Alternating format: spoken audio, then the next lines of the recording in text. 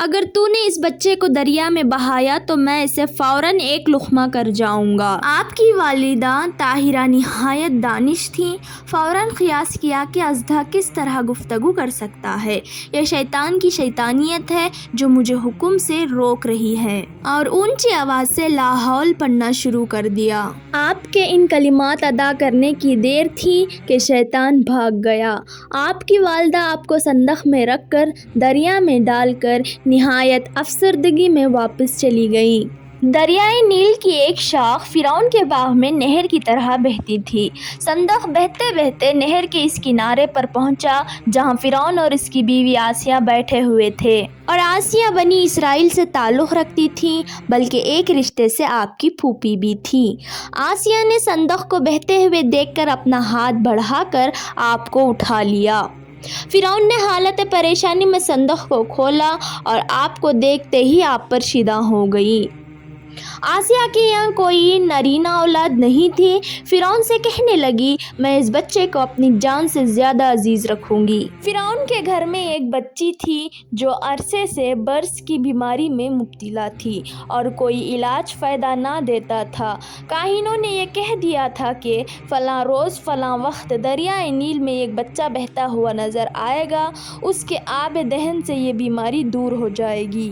فرعون اور آسیہ اور دیگر اس سے محبت کرنے والے اس وقت کے منتظر تھے۔ صندوق کو بہتے ہوئے دیکھ کر فرعون نے حکم دیا کہ اس صندوق کو میرے پاس لے آؤ۔ جب آپ کی والدہ نے آپ کو دریا میں ڈال دیا تو فرعون کے لوگوں نے آپ کو اٹھا لیا کہ ایک دن یہی موسیٰ علیہ السلام ان کے دشمن اور ان کی پریشانی کا سبب ہوں۔ کچھ شک نہیں کہ فرعون اور حامان اور ان کے سپاہیوں نے اپنے حق میں بڑی غلطی کی۔ قرآن گواہ ہے۔ جب آسیہ نے حضرت موسیٰ علیہ السلام کی طرف سے فرعون کے خیالات بگڑے ہوئے پائے تو کہنے لگی، نجومیوں نے کہہ دیا ہے کہ اب کچھ خوف باقی نہیں رہا، جو ڈر اور خطرے کا وقت تھا وہ نکل گیا۔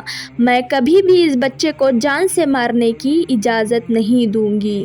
حضرت موسیٰ علیہ السلام کا آب دہن لے کر لڑکی کو لگایا تو وہ لگانے کی دیر تھی کہ شفا یاب ہو گئی۔ لڑکی نے بچے سے بہت پیار کیا اور گلے سے لگا لیا۔ قرآن میں اللہ تعالیٰ کا ارشاد ہے جس کا اردو ترجمہ یہ ہے، اور فرعون کی عورت اپنے خاوند سے بولی کہ یہ میرے اور تمہارے آنکھ کی ٹھنڈک ہے تو تم لوگ اس کو نہ مارو۔ عجب نہیں کہ ہم کو کوئی فائدہ پہنچے یا ہم اس کو اپنا ہی بیٹا بنا لیں، اور ان لوگوں کو انجام کی خبر نہ تھی۔ آسیہ نے فرعون سے کہا، دیکھا ہماری لڑکی کو اس کے آب دہن سے کیسے آرام آ گیا۔ میں تو اس کو فرزند سمجھ کر پرورش کروں گی اور اس کا نام موسیٰ رکھوں گی، اس لیے کہ میں نے اس کو پانی اور شجر سے پایا ہے۔